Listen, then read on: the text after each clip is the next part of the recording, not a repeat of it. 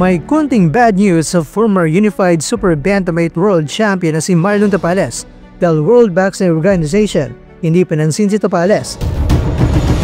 Ang former 3 Division World Champion naman, ang angas ng Pinas sa si John Lariel Casimero, nananatili pa rin namamayagpag sa world ranking dahil pasok pa rin ito sa top 10.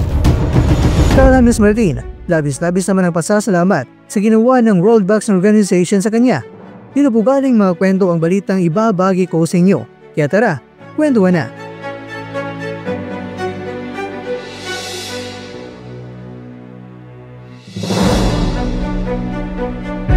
Ayan na, ang World Boxing Organization ay nagpalabas na ng kanilang bagong listahan sa kanilang world rankings sa lahat ng mga divisyon at kasali na nga dito ay ang Super Bantamweight Division.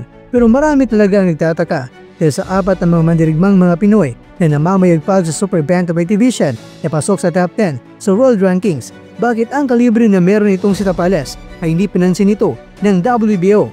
Ano nga bang meron? Bakit hindi nila binigyan ng halaga ang kalidad ni Tapales na isang boksingero?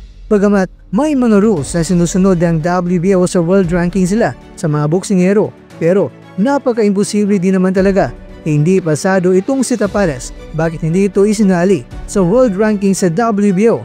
Nabawasan tuloy ang tsansa ni Tapales na pipila para labanan muli itong si Naoya Inoue, ang hari sa Super Bantamweight Division ngayon. Pero ganoon pa man, kahit na hindi pasok si Tapales sa rank 15 ng WBO, ay bumawi naman itong si Tapales sa 3 major boxing organizations. Si Tapales ay rank 3 sa International Boxing Federation, rank 4 sa World Boxing Association, rank 2 naman sa World Boxing Council. Hindi pa rin lugi si Tapales dahil pasok at mataas pa rin ang kanyang world rankings sa 3 mga major organizations. Pero dahil napag-usapan na rin natin mga kwento ang WBO World Rankings, congratulations kay Jerwin Pretty Boy Ancas dahil siya ay rank 6 na sa WBO. At ang nasa rank 7 naman ay si Casimero at syempre ang numero 1 na magiging mandatory challenger kay Inoue. At yan ay walang iba kundi ang Wonder Boy ng Pinas, Carlos Martin. Yan naman, hindi napigilan ni Martin na nagpasalamat dahil unang beses niya na nakapwesto sa rank 1 talaga sa buong karera niya. Kaya ayon kay Martin, nasa kasalukuyang number 1 na po tayo sa World Boxing Organization. Nag-aantay lang po tayo ng posibilidad na laban upang maging handa sa World Championship. Maraming salamat po Ama sa biyayang ibinibigay mo po sa akin. Nagpapasalamat din po ako sa aking team Wonderboy at sa mga taong naniniwala sa aking kakayahan. Maraming salamat sa aking mga kababayan sa Pilipinas.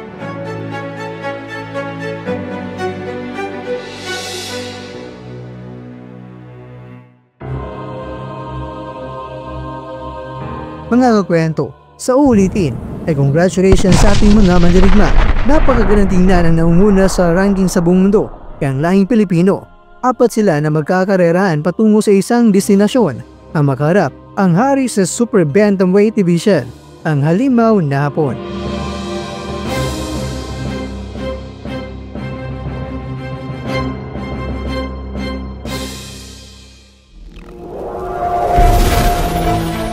At dyan, nagtatapos ang ating kwento.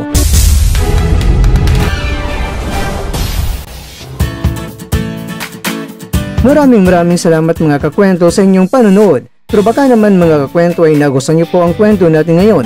Baka pwede niyo po akong mabigyan dyan ng like, subscribe at pa-click na rin sa bell button.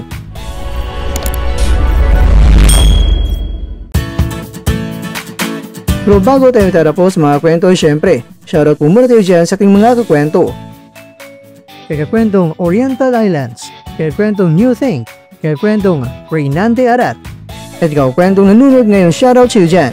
Bueno, lang dito na po muna ang ating kwentuhan at abangan nyo na po ating susunod na video. At dito lang po yan sa isang channel na kung saan maaring ito'y mga kwentong di pa na kwento sa inyo.